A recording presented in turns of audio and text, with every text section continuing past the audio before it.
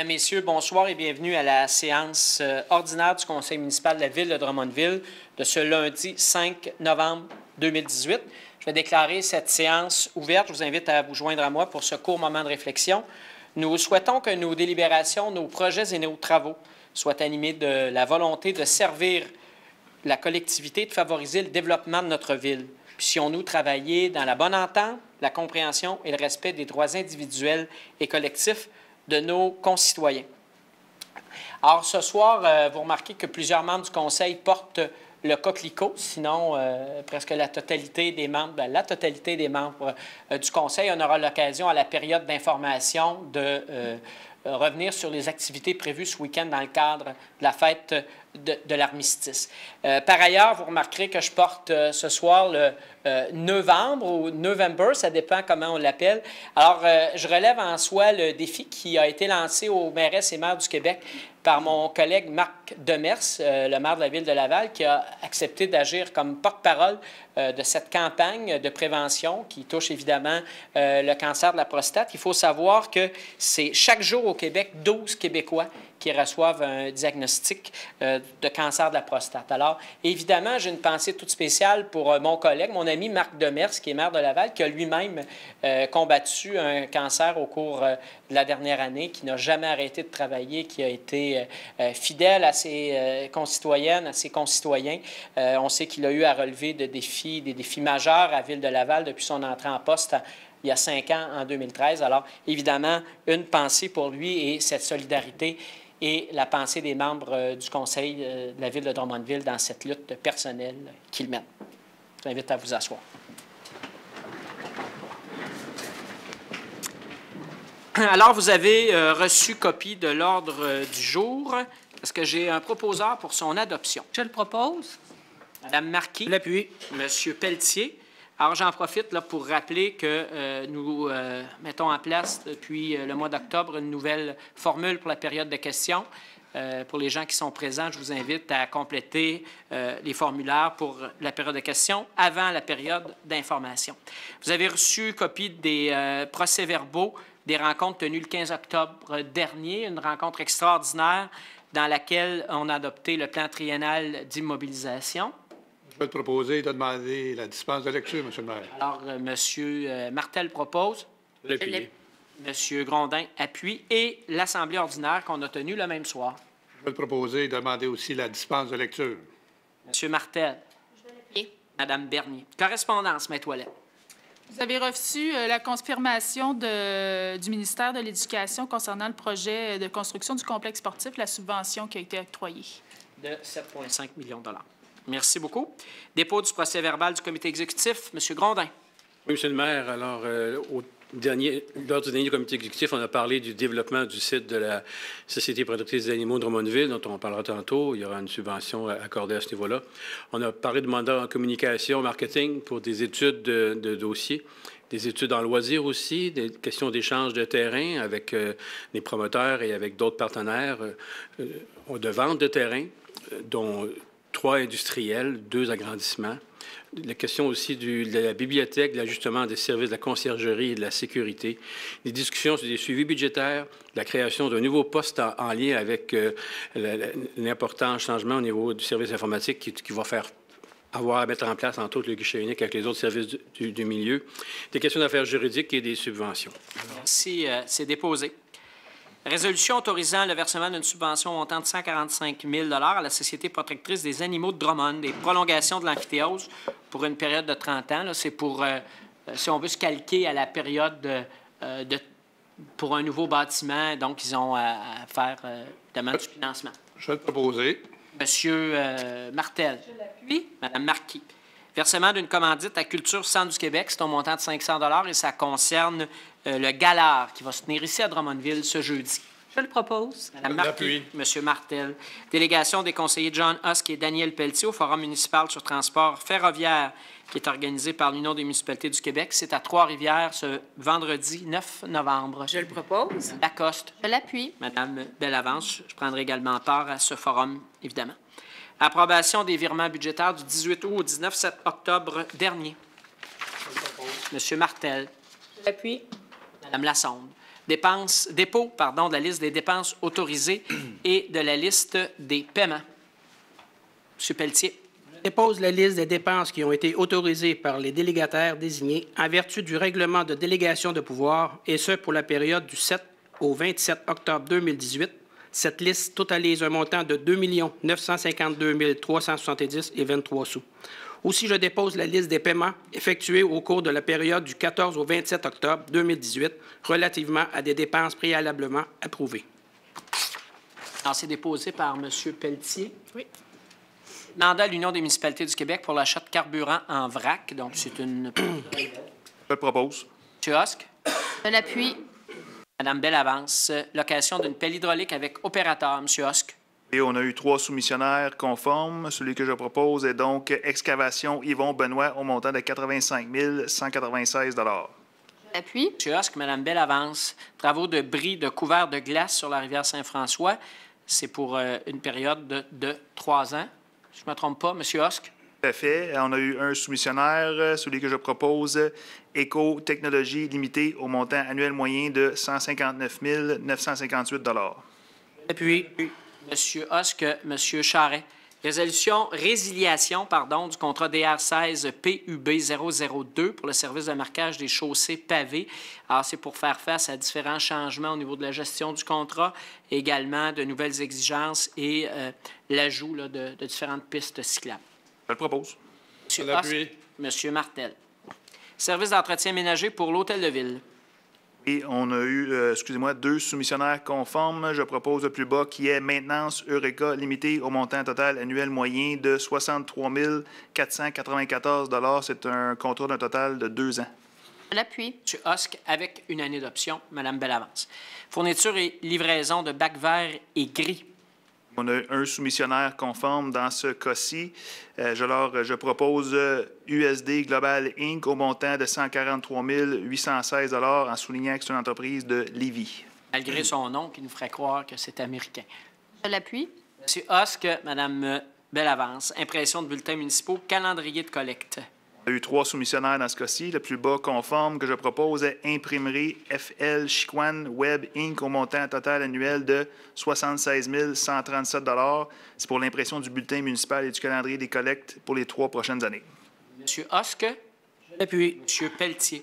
Approbation des critères de sélection, cette fois-ci pour les mandats de services professionnels en ingénierie pour la construction du projet Centre sportif Girardin, dont le nom officiel reste à confirmer. Alors, dans ce cas-ci, les critères de sélection, là, nous utilisons les possibilités de mettre davantage d'accent sur la qualité de l'offre plutôt qu'uniquement sur le coût. Je le propose. Je l'appuie. Hosk, Mme Lacoste, et toujours pour le même projet, cette fois-là pour les mandats en architecture. Je le propose. Je l'appuie. Hosk, Mme Lacoste. Service des ressources humaines, dépôt de la liste d'embauche des employés étudiants surnuméraire. Je vais faire le dépôt. C'est fait par M. Grondin. Nomination de Mme Claudine Forcier au poste permanent de secrétaire principal au service du greffe. Je ne pas. Je l'appuie. M. Martel, Mme Marquis. Création d'un poste cadre permanent de chef de division infrastructure réseautique au service des finances, division de l'informatique. Donc, c'est entre autres en lien avec la mise en place du guichet unique, centralisation de services aux citoyens, etc. Donc, c'est dans le plan de développement du service informatique. Je vais le proposer. M. Martel, Mme Lassonde. Création d'un poste permanent d'agent en soutien technique. C'est un poste syndiqué, encore une fois, au niveau de l'informatique. Ce sera au cours de l'année 2019, davantage vers la fin de l'année. Je le propose. Mme Marquis, Mme Lassonde. Signature d'une entente à intervenir avec l'employé 65. Je le propose. M. Martel. Mme Lassonde. Dépôt des déclarations d'intérêt pécuniaire. Maître Ouellette. Oui, je peux déposer les déclarations qui doivent être faites à chaque année par les élus.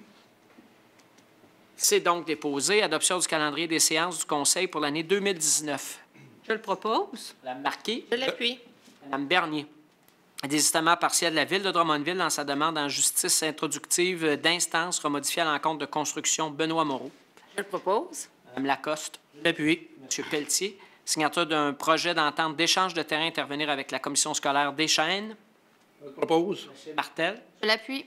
Mme Bellavance. Donc, c'est un projet qui a déjà été approuvé par le Conseil des commissaires de la Commission scolaire des Chênes. Ça concerne des terrains, donc cession de terrain par la Ville de Drummondville pour la construction d'une école primaire et d'une école secondaire et des terrains du stade Jacques des Hôtels et du futur centre sportif Girardin, donc de la Commission scolaire vers la Ville.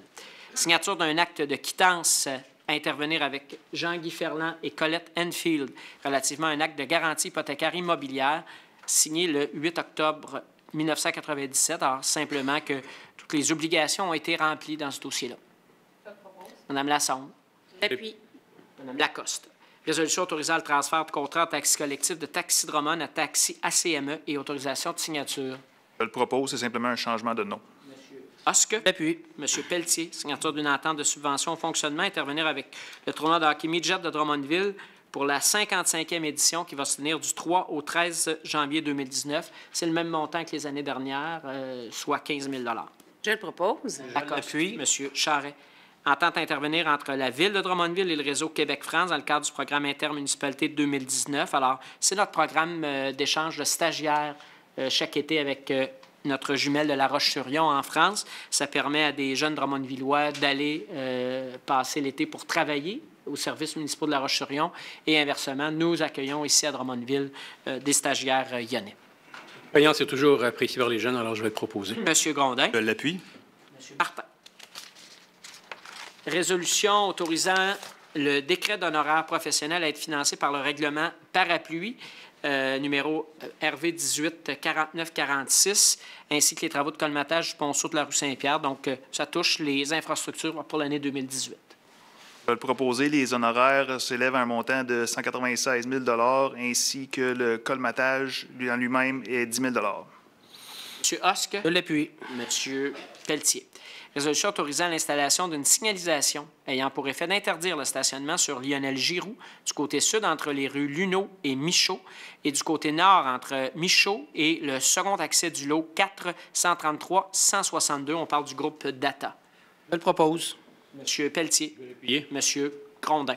Création d'espaces de stationnement incitatifs ou le covoiturage sur les propriétés municipales qui sont situées à l'Olympia Yvan Cournoyer au Parc des Voltigeurs. C'est dans le cadre d'un réseau qui touche la quasi-totalité des municipalités de la MRC Drummond. Ça a été annoncé la semaine dernière à l'Hôtel de Ville de Saint-Germain-de-Grande-Tame. Je le propose. Je l'appuie. Est-ce que Mme Lacoste, dépôt du rapport trimestriel du service de l'urbanisme construction, donc Mme Lassonde qui est présidente du comité consultatif d'urbanisme. Merci. Donc, en analysant les données pour les mois de juillet, août et septembre, une tendance positive se dégage particulièrement dans le domaine des investissements immobiliers des secteurs industriels et commercial.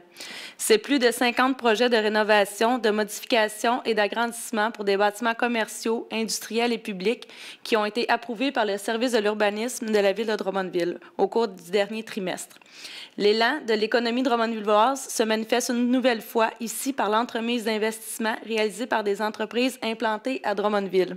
Les besoins d'expansion de ces entrepreneurs témoignent du climat d'affaires plus que favorable qui y règne et de la solidarité de ces entreprises en capacité d'étendre leurs activités commerciales. Par ailleurs, la Ville tient à souligner qu'un total de près de 1 000 permis ont été délivrés, approuvés au service de l'urbanisme pour un montant dépassant les 45 millions. La Ville de Drummondville continue donc d'attirer non seulement les investissements industriels et commerciaux, mais aussi le financement résidentiel pour lequel près de 60 permis ont été émis, totalisant plus de 14,5 millions, et la création de 116 logements pour le trimestre. Par ailleurs, nous vous invitons à consulter le service de l'urbanisme pour toute nouvelle construction et au niveau de la division des permis, inspections et programmes. Merci, Mme Lassonde. Donc, c'est déposé. On a maintenant plusieurs dérogations mineures. D'abord, une pour permettre un pavillon piscine en cours avant secondaire au 165 rue Benoît. Je le propose. M. Pelletier. J'appuie. Mme Lacoste, pour augmenter la hauteur maximale d'un garage privé isolé au 168 rue Paillé. Je propose. M. Grondin, Mme Lassonde. Maintenant, pour permettre l'installation d'une génératrice en cours avant secondaire au 1325 boulevard Lemire. Je le propose. M. Pelletier. J'appuie. Mme Lassonde. Pour réduire la distance minimale entre un garage privé isolé et le bâtiment principal au 1730 Fradet.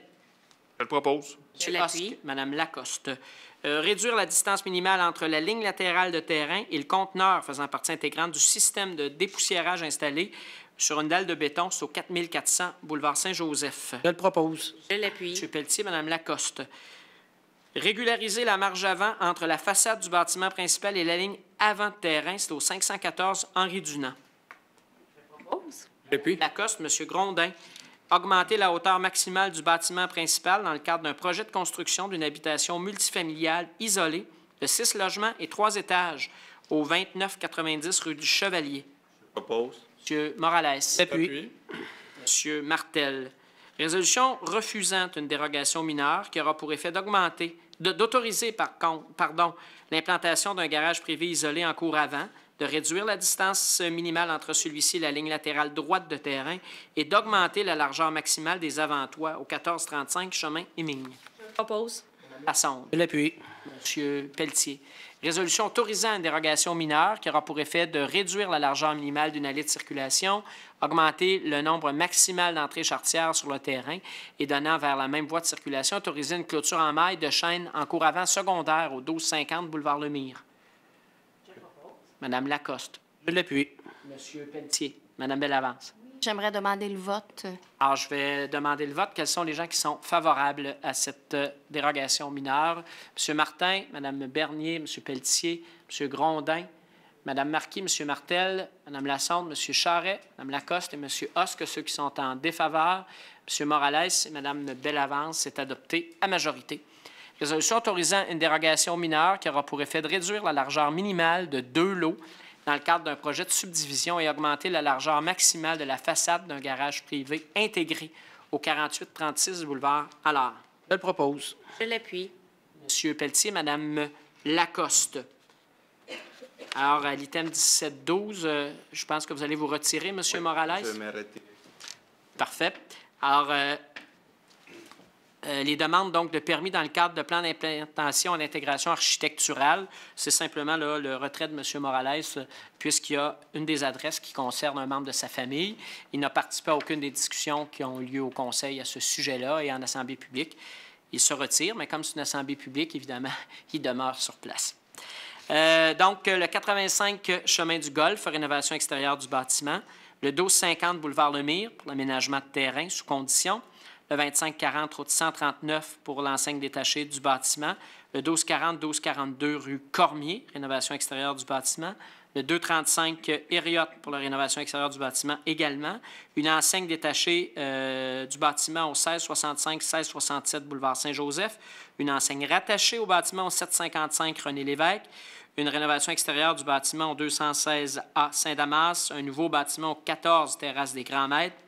Une rénovation extérieure du bâtiment et d'aménagement de terrain au 256-258 Saint-Jean. Rénovation extérieure du bâtiment sous condition 520 Saint-Joseph. Une modification à l'architecture du bâtiment. Donc, on parle d'image d'ambiance au 2015 rue Saint-Pierre. Rénovation extérieure du bâtiment au 110-114 Saint-Damien. Un nouveau bâtiment d'aménagement de terrain au 265 Côte-de-la-Réserve. Et une rénovation extérieure du bâtiment au 662 rue Donat-Bourgeois. Propose. Mme Lassonde. Je l'appuie. M. Pelletier et Mme Bellavance. On note évidemment ce que vous avez souligné là tout à l'heure, votre désaccord sur le 250 boulevard Lemire. Oui, la même adresse que tout à l'heure. Voilà. Merci. Merci. M. Morales réintègre officiellement la rencontre. Avis de motion, dépôt de projet de règlement. Avis de motion du règlement RV 18-50-43, modifiant le règlement de zonage 4300 visant le 28-20 de la rue du Trappeur et dépôt du projet de règlement.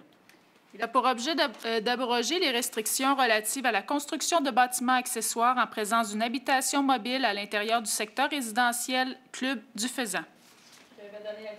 L'avis de motion est donné par Mme Lassonde. Avis de motion du règlement RV 18-50-44 autorisant la réfection de la piscine Waudiat et décrétant un emprunt et dépôt du projet de règlement.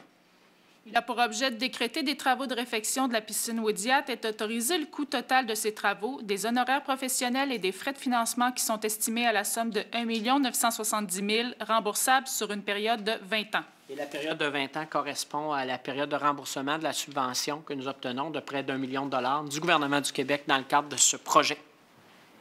Donner l'avis de motion. Lassonde donne l'avis de motion. Adoption de projet de règlement, d'abord celui du 28-20 de la rue du Trappeur, le RV 18-50-43. propose. Mme Lassonde. Appuie. M. Pelletier, adoption du premier projet de résolution relatif au PPC-MOI visant à autoriser une firme de consultants en ingénierie avec laboratoire dans le bâtiment situé du côté ouest de l'intersection de la rue Joseph-Saint-Cyr et du boulevard Lemire sur le lot 5629631 au 715 du boulevard Lemire. Je vais être proposé. M. Grondin. Je l'appuie. M. Pelletier, adoption du premier projet de résolution relatif au PPC-MOI. C'est pour permettre un service de réparation de vélos à l'intérieur d'un garage privé attenant à un bâtiment d'occupation mixte, soit résidentiel et commercial au 1265 du boulevard Mercure. Je le propose. Madame Lacoste. Je vais l'appuyer. Martel. Adoption de second projet de règlement, adoption du second projet de résolution relatif au PPC-MOI visant à autoriser la réparation de roulottes de tourisme dans le cadre d'une bonification des services commerciaux qui sont déjà offerts au 220 du boulevard Lemire. Je vais proposer. M. Grondin. Je l'appuie. M. Pelletier. Adoption de la résolution relative au PPC-MOI visant à autoriser, à titre d'usage accessoire à l'habitation, l'usage de vente de végétaux au 26 du chemin Gamelin. Je le propose. Mme Bernier. Je l'appuie. M. Martin. Adoption de la résolution relative au PPC-MOI, alors projet particulier de construction, de modification ou d'occupation d'un immeuble, parce qu'on en a mentionné plusieurs, visant à autoriser un entrepreneur spécialisé en toiture dans le bâtiment situé au 1240 du boulevard Foucault. Je vais le proposer. Mme Bernier. Je l'appuie. M. Martin. Dépôt d'un certificat relatif au règlement RV 18-50-41 afin de décréter un emprunt de 528 000 dans le cadre du projet de rénovation Québec Programmation 2018-2019. C'est en collaboration avec la Société d'habitation du Québec. Je vais te proposer. M. Martel. Je l'appuie. M. Pelletier. Alors, Dans le fond, il y a eu une tenue de registre. c'est ça, c'est un Il n'y a eu dépôt. aucune signature, donc le règlement est réputé approuvé. Merci de nous rappeler à l'ordre. Ma toilette. C'est bien, hein? C'est de votre faute, M. Martel, vous avez été trop rapide.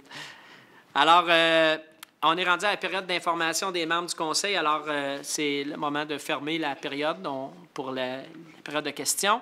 Alors, dans un premier temps, vous me permettrez de prendre quelques instants en ce 5 novembre pour souligner que nous soulignons aujourd'hui le premier anniversaire du mandat de 4 ans que les électeurs de Drummondville nous ont confié en 2017. Alors, je veux prendre le temps de remercier mes 12 collègues du Conseil pour leur travail quotidien en faveur des gens de Drummondville. Vous êtes des gens impliqués qui avaient des valeurs importantes, des valeurs de développement durable, des valeurs de soutien aussi social, communautaire. Vous êtes aussi des alliés du développement économique. Alors, merci de votre travail et merci à toute l'équipe administrative, M. Adam et toute votre équipe pour le support que vous apportez au Conseil dans le cadre de ce mandat. Je veux aussi prendre le temps de féliciter toute l'équipe de la Société de développement économique de Drummondville qui a tenu ce week-end et qui a accueilli plus de 2000 personnes dans le cadre du défi emploi Drummond. On parle de plus de 80 employeurs qui étaient sur place. 5 autobus de gens qui sont venus de Montréal, certains immigrants, certains Montréalais de souche aussi. Alors, beaucoup de gens qui sont venus à Drummondville ce week-end et qui ont noté le dynamisme de la ville. Alors, il y a un travail extraordinaire. Les gens de la SDED sont sur la patinoire de grandes villes comme Montréal et Québec au niveau du recrutement de main-d'œuvre et on est évidemment très fiers de leur travail. C'est un enjeu important. Celui de nous assurer d'avoir une main-d'œuvre compétente. Ça passe par du recrutement, ça passe par une meilleure formation, ça passe aussi par des lois du travail qui permettent, par exemple, à des retraités qui voudraient revenir au travail de le faire sans être pénalisés de façon importante. Il y a évidemment tout un travail qui se fait au niveau de l'immigration aussi. Alors, bravo à l'équipe de la SDED, à son directeur général, M. Dupont, ainsi qu'à la directrice là, de la division d'attraction et développement de main-d'œuvre, Mme Biron. Spaghetton de la Société canadienne du cancer, M. Charret. Oui, j'invite toute la population à participer et contribuer au Spaghetton dans le cadre pour le bénéfice de la Société canadienne du cancer. Ça va avoir lieu le 26 novembre prochain. Le dîner au coût de 25 $, le souper bénéfice au coût de 30 $ et tout ça a lieu à l'établi. Merci beaucoup, M. Charret. Donc, le midi, il y aura un groupe du Conseil. Ça nous fera plaisir de voir beaucoup de gens là-bas. Monsieur Husk, vous allez nous parler du coquelicot et surtout de l'armistice ce week-end. Oui, merci, M. Cusson. Donc, comme vous l'avez mentionné en début de séance, ce dimanche 11 novembre aura lieu les cérémonies de l'armistice. Soulignons que par ailleurs, cette année, c'est le 100e anniversaire de la fin de la Première Guerre mondiale. Donc, le dimanche 11 novembre, tout d'abord, mais à 11h11, les cloches des différentes églises sonneront sur le territoire en collaboration évidemment avec la Légion canadienne. Et aussi à noter que la traditionnelle cérémonie aura lieu à partir de 14h à la place Saint-Frédéric. Voilà. Merci beaucoup, M. Hosк. Évidemment, on souhaite y voir beaucoup de gens 100 ans. Alors, Semaine québécoise des rencontres interculturelles, M. Martin, qui est notre président de la Commission de l'immigration, est très actif dans ce domaine. Merci beaucoup, M. Cusson. Effectivement, c'est une belle semaine. C'est la 16e édition cette année. Et cette semaine-là, québécoise des relations interculturelles a comme objectif d'encourager le dialogue et de susciter, en fait, le rapprochement interculturel, également de lutter contre les préjugés et la discrimination. Et cette année, il y a 5 activités qui sont organisées ici sur le territoire de Drummondville-Villois. La première activité a lieu en ce moment. C'est à la bibliothèque. C'est la projection d'un film Bagages et discussion avec Mme Mélissa Lefebvre, qui est la réalisatrice. Demain, on organise ici à l'Hôtel de Ville la cérémonie des nouveaux arrivants et comment pourrais-je dire, cherche mes mots. En fait, il va y avoir une petite surprise demain soir à ce niveau-là, ça va être bien intéressant. C'est parce que c'est l'autre point, en fait, qui me stimule beaucoup. Hein. C'est la venue ici d'un boxeur, un champion du monde, M. Eleider Alvarez, qui va venir faire un tour au Centre de ressources pour hommes Drummond. Jeudi, il y a un vernissage. C'est une exposition photographique portrait de chez nous au Musée national de la photographie. Et vendredi matin, c'est organisé par Brio PAE. C'est un déjeuner-causerie sur l'intégration des personnes immigrantes ici. Donc, une belle semaine complète. Et merci beaucoup à tous ceux et celles qui s'impliquent à l'organisation de ces activités. Merci beaucoup. Merci à vous, M. Martin, d'être aussi actif. Presque ému. Presque ému. On va passer à la période de questions. Donc, je vais inviter la première intervenante, Mme Michèle Théroux. À tout seigneur, tout honneur. Écoutez, on a 2 hommes et une femme, donc on va commencer par vous.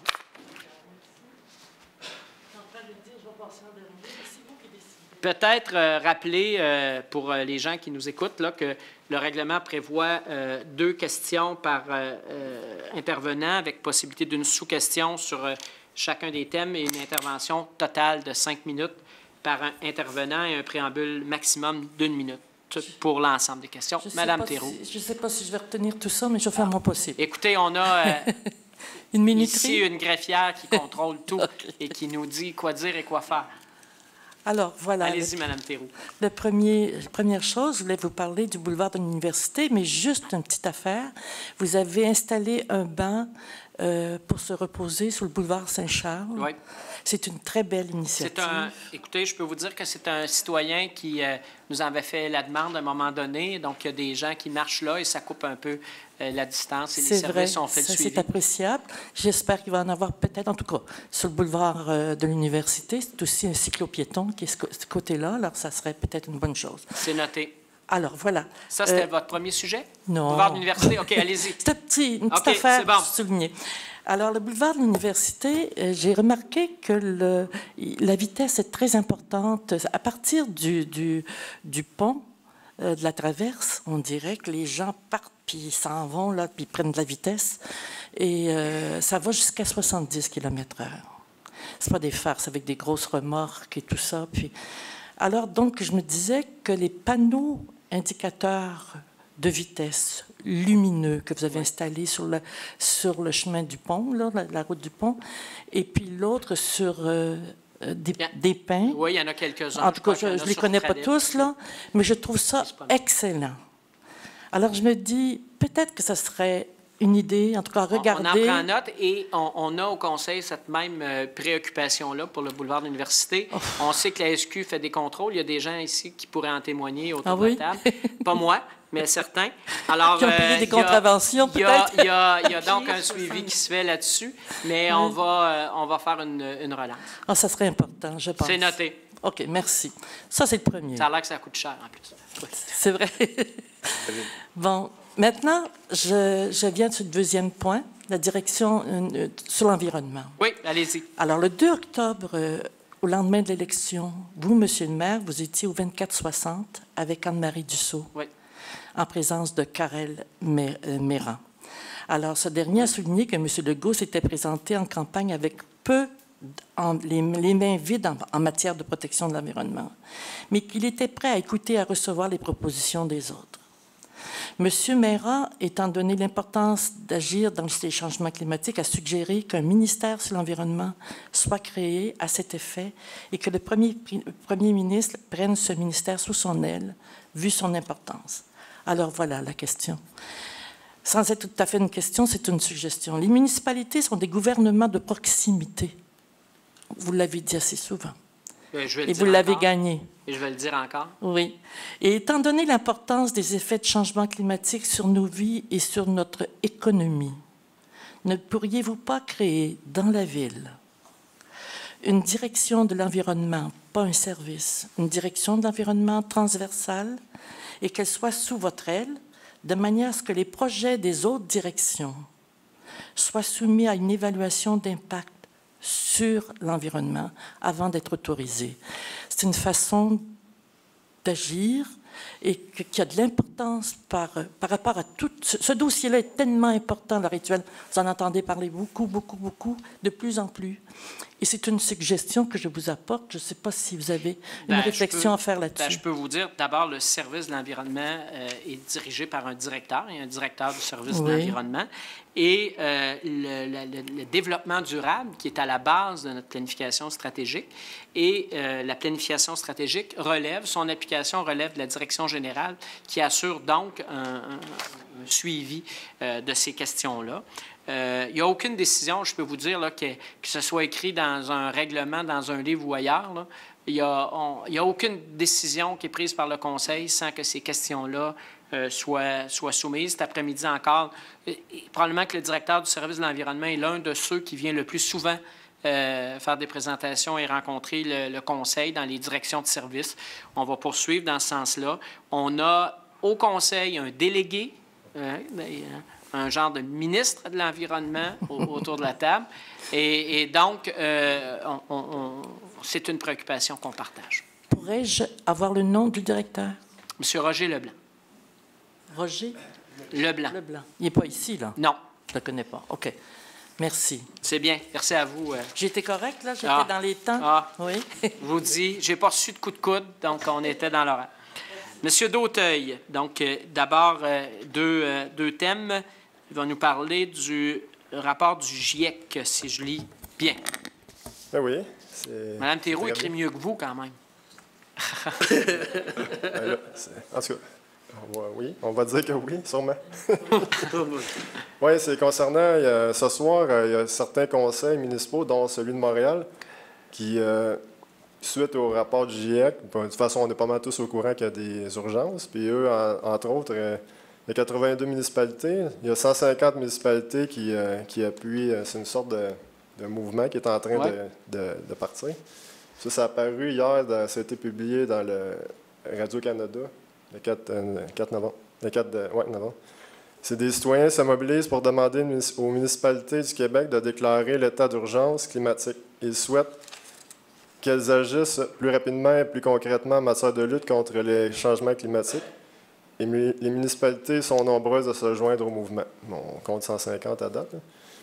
Et, je me demandais si Drummondville avait l'intention de faire partie de ce groupe. Bien, écoutez, on va faire l'analyse. Ça va être présenté au Conseil. On sait que vous avez fait référence à 82 municipalités. Ça, c'est d'un coup, hein, parce que c'est la CMM, la communauté de la métropole de Montréal, là, la commission des municipalités de la métropole. Communauté, c'est ça. J'avais de la misère à trouver mes lettres tout d'un coup. Donc, ça, c'est 82. Donc, nous, on a reçu ça aussi, là, pas plus tard qu'aujourd'hui. On a eu une discussion à l'heure du souper, M. Husk et moi, là-dessus. Donc, vous comprendrez qu'on ne peut pas déposer de quoi au Conseil sans avoir envoyé aux conseillers à l'avance les tenants et les aboutissants. Il fait une analyse de ce que ça représente pour la Ville. Mais si c'est seulement que de prendre une résolution qui ne veut rien dire, probablement qu'on ne le fera pas. Si c'est significatif et que c'est réaliste de le faire, on va le faire. Donc, on va faire l'analyse au cours des prochaines semaines. D'accord. Et concernant ma deuxième question, c'est concernant... Transport en commun. Oui, les autobus 100% électriques sont arrivés à Drummond. On l'a vu dans un article la semaine passée. On dira pas, je ne dirais pas quelle compagnie, mais c'est des fabricants ici à Drummond. Fait qu'on s'entend que c'est assez facile de déduire c'est qui. Et étant donné que justement c'est accessible maintenant, l'année passée à pareille date, on en parlait, mais c'était plutôt une question du futur. On se faisait dire que c'était un peu la science-fiction. Allez-vous annoncer que la flotte d'autobus de la Ville va s'y convertir? Écoutez, d'abord, je dois vous dire que vous l'avez dit vous-même, c'est un fabricant local. Donc, on savait très bien que ça s'en venait. Et la bonne nouvelle, c'est que ce fabricant-là, local, est aussi celui qui a le contrat du transport en commun à Drummondville. OK. Ça veut dire que ça va être électrique. Donc, évidemment, nous, là, on le dit depuis le début qu'on a de l'intérêt pour ça et c'est certain que notre transporteur, si tout est réalisable et gérable pour lui, bien, il va être très ouvert à regarder comment on peut ajuster nos contrats, mais on est à la même place qu'on était là-dessus. Et l'année dernière, on savait que c'était en préparation, mais que ce n'était pas prêt. C'est un fournisseur local, c'est un fabricant local. Donc, pour nous, c'est une excellente nouvelle. Bien, pour nous aussi. On a hâte de voir être véhiculé par ces 100% électriques-là. C'est vraiment dans la bonne voie. On est content. Tout à fait. Merci beaucoup. Bonne fin de soirée. Bonne soirée. Monsieur Gagné.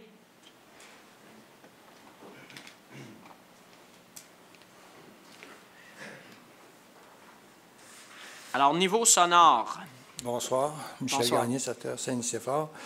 Moi, ce qui m'intéresse, c'est de savoir le niveau sonore. Est-ce que quelqu'un a pris le niveau sonore près de la 20 où est-ce que vous allez construire le mur anti-bruit?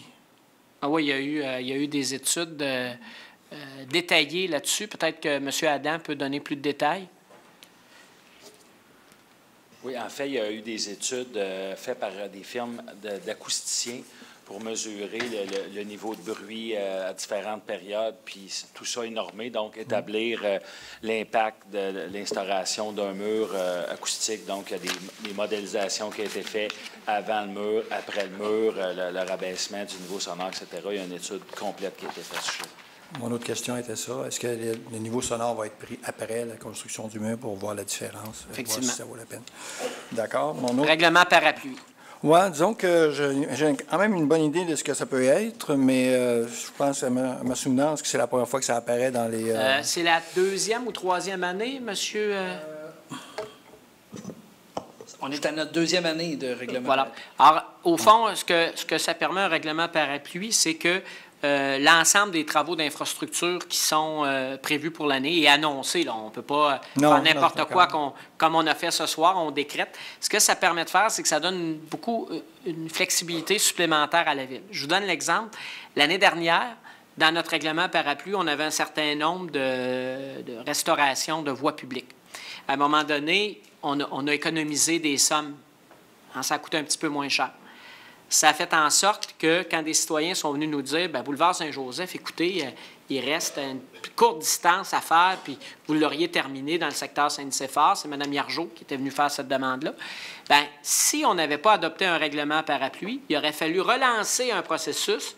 On n'aurait jamais été capable de faire les travaux l'année dernière. Comme là, dans le règlement parapluie, dans lequel on retrouve un maximum, dans le règlement parapluie, il y avait de l'espace. On a décrété, par simple résolution, des travaux dans le règlement parapluie et ça nous a permis de le faire.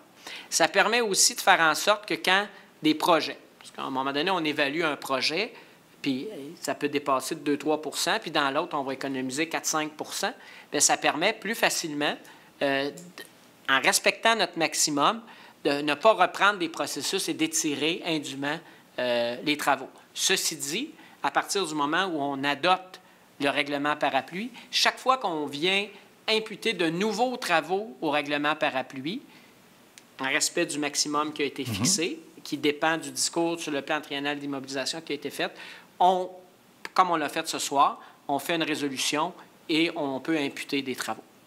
Ça nous permet, des fois, entre autres, de profiter d'un taux d'intérêt intéressant qui a été obtenu, et s'il reste de l'espace, plutôt que de repartir à aller chercher des fonds, puis ça peut avoir augmenté. D'accord. Maintenant, vous pourriez avoir combien de règlements parapluie? C'est autant qu'on veut, je pense. Nous, on en adopte un Moi, par année. je croyais que c'était par secteur d'activité. Monsieur, l'expert, c'est M. Carignan. Moi, je dis peut-être des folies. Il n'y a pas de limite sur le nombre, c'est le montant en valeur, valeur dollar, qui est normé selon un pourcentage de la richesse foncière de la ville, qui est 0,25 %. On ne pourrait pas dire c'est un règlement parapluie d'1 milliard, puis là, Non. on ne parle plus à personne, puis on décrète des travaux tout le temps, puis les gens ne peuvent pas s'opposer. Non, c'est pas, Donc, nous, pas là, ça mon intention. notre façon de faire, c'est que tous les travaux d'infrastructure, en début d'année, on les annonce dans le plan triennal d'immobilisation, dans le discours qu'on fait. Et là, on adopte un règlement qui regroupe l'ensemble de ces travaux-là. Et ensuite, donc, ça nous permet d'avancer beaucoup plus rapidement, de limiter la bureaucratie qui est liée à ça. Et quand il se crée de l'espace en cours d'année, on peut décréter des nouveaux travaux. Vous parlez d'infrastructure. Est-ce que sous le programme infrastructure, la voirie pourrait être là-dedans aussi? C'est là. C'est là. OK. Ça répond à votre question? Oui, merci. Merci, M. Gagné. Alors, ça met fin à la période de questions. La prochaine Assemblée du Conseil est prévue le 19 novembre prochain. Sur ça, je prendrai une proposition pour la levée de l'Assemblée. M. Charret, c'est appuyé par M. Grondin. Bonne fin de soirée.